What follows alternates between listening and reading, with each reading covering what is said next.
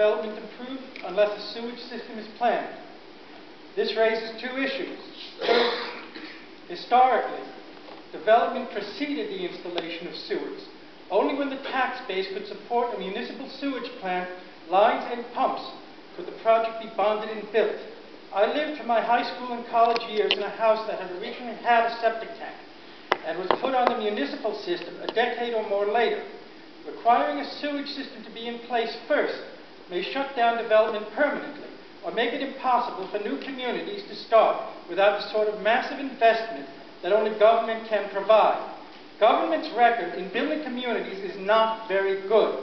How many public housing projects have been dynamited? And yet still the planners continue, hoping to get it right next time, oblivious to the wreckage they create. Wreckage of lives, wreckage of families, wreckage of societies.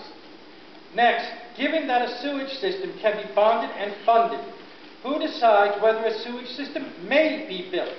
This decision rests in the hands of government authorities that are, by design, sensitive to environmental issues, and thus they are sensitive to the voices of the environmental movement and the well-funded environmental lobby. This movement is opposed to development on principle, regardless of the needs of people. A final word on the environmental movement. While the press is not repeating it very often, please remember that the whole global warming alarm was based on the foundation of fraudulent data and fraudulent analysis. Yes. Billions of dollars have been diverted from other uses to answer an alarm that turned out not to be fact, but the desires of interests so special that they can't even be called special interests. As a plan for the governance of the people of New Jersey, this plan is fatally flawed. I urge that this plan be tabled until it can be fully analyzed in the public arena, as the global warming data was not. I'm sorry, I have a typo. Only then can we, the people of New Jersey, adequately pass judgment on it. One, hear, hear. Yes. Remark, very good. There's a copy for you. First, New Jersey has not been growing, it has been shrinking. Yes. Secondly, there is new data just out in the last week or so that shows that the Himalaya glaciers have not shrunk at all. That's correct. And the seas are not going to rise. Yes. Thank you. That's right. Thank you. Thank you, Mark. Woohoo! Again, everybody, I would ask you to please keep your comments specific to the state strategic plan. Okay? It is. We really want to get specific comments on parts of the plan. We want to improve the plan that was posted to the website and that we're here to gather comment on. Tiffany Cudiello. Hi, I'm Tiffany Cudiello. I'm a planner with Galloway Township, and I'm also a planner for Marble River. And Dan, I want to commend you for the work that you've done. I just want to get some clarification. In your priority investment area criteria, you define pre-existing centers as centers that were designated by the state plan. Both Morris River and Galloway Township have center designations that were granted in 2001. No sooner did the ink dry on those center designations than the state plan was revised to require plan endorsement, and both municipalities had some grace period in there, but were ultimately forced to go into a process that's lengthy and, as you called it, a cruel hoax. So I'm hopeful that in this process, the towns that went through the proper procedure to get center designation to identify appropriate growth areas will continue to be allowed to acknowledge the work that was done and not be forced to start over and spend additional money in order to prioritize new growth areas. I think that is in your intent.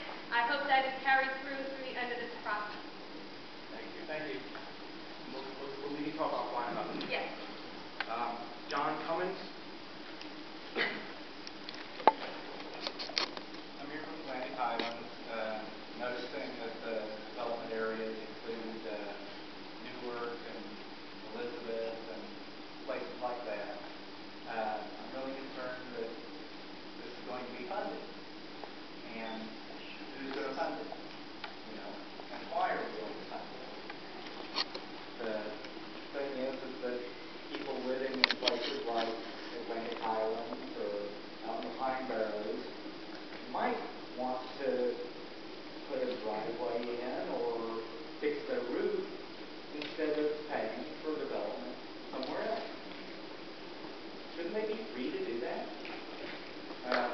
Yeah. Is if HUD is involved in any way, they have some very tight strings. Basically, you're giving up sovereignty. Let's not use any HUD money for this. I didn't see HUD exempted from this. In fact, I seem to remember seeing HUD and Rutgers mentioned. And, you go right in here and HUD lays out a regional government that doesn't even involve any form of government that we have. It's a region. That's very strange. They have the final say. George Galloway. Yes, hi. I'm from Paulsboro, New Jersey. I'm a real estate developer by trade, plus an attorney, and I've worked in places like Afghanistan, Ambassador Clem on rule of law, in Baghdad province, and in Anbar, and another third world country called New Jersey. I'm not being nasty about it.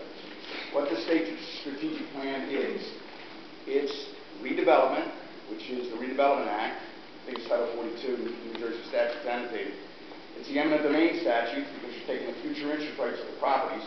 That's Title 23. I don't know where planning is in the state code, but I know under 191 NJ 334, the Supreme Court decision, the 7-0 decision, that I received in front of Zally, who's from Tom's River, Chief Justice Zally. Those powers not expressed or implied to the federal government are reserved to the state, unless reserved by the people of New Jersey. And the people of New Jersey reserve private property. Amen. The people of New Jersey do not accept that properties across this state are going to be blighted when they're not. Right now, my wife's at a meeting in Woodbury, New Jersey. I had to go to both of these meetings. They erroneously have titled the entire area either in rehabilitation or in redevelopment. So what does that mean? You've got Agenda 21 up here. You've got the state plan down here. The underpinnings, and I'm being specific to this, the underpinnings and the caution that we need to do here is we need to have private property owners have a council and be able to have input in every one of these decisions. Amen. Yes, yes. Camden sit on his 10th floor and look around like he's my lord, my liege. Amen. We're going back to mercantilism, which is 1775. I've got these books I'd like people to read. There's, and I'll give them to the governor and the planning side. I handed them out on the 18th of January. And basically, I can explain to you, if you email me, I can explain to you, we are going the wrong way economically. The 171 countries that won Agenda 21, and this is Agenda 21 without the name on it. It's unauthorized by the people of New Jersey to their government. Governor Christie respectfully does not have the power to do this plan.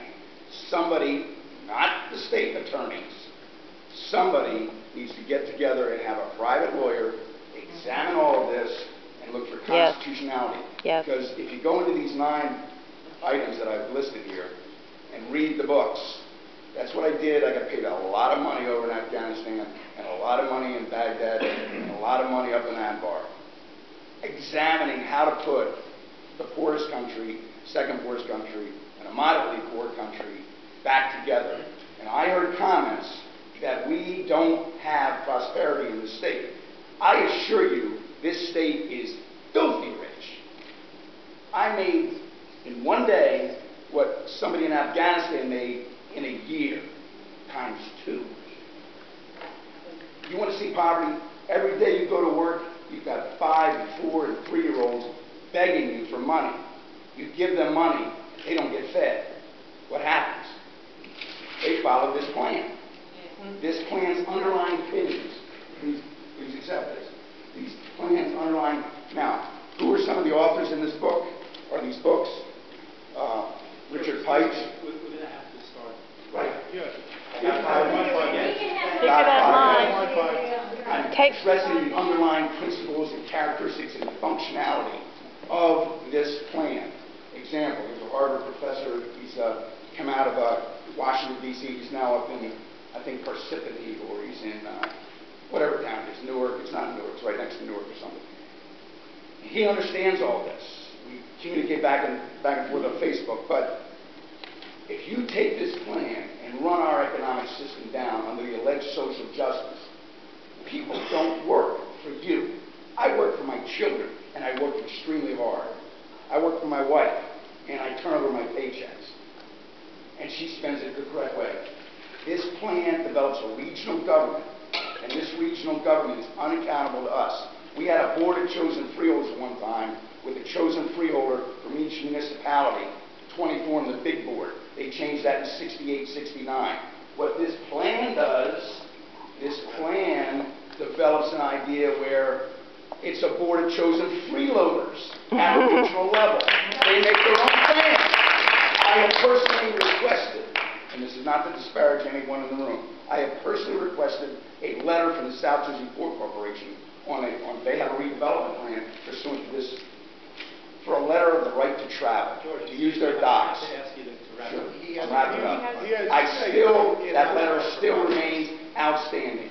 Now, it's probably cost me $1,000 in requests. This system wipes out the free market system. That's what these things are about. Anybody wants it? Let me know. Thank you. Thank you, George.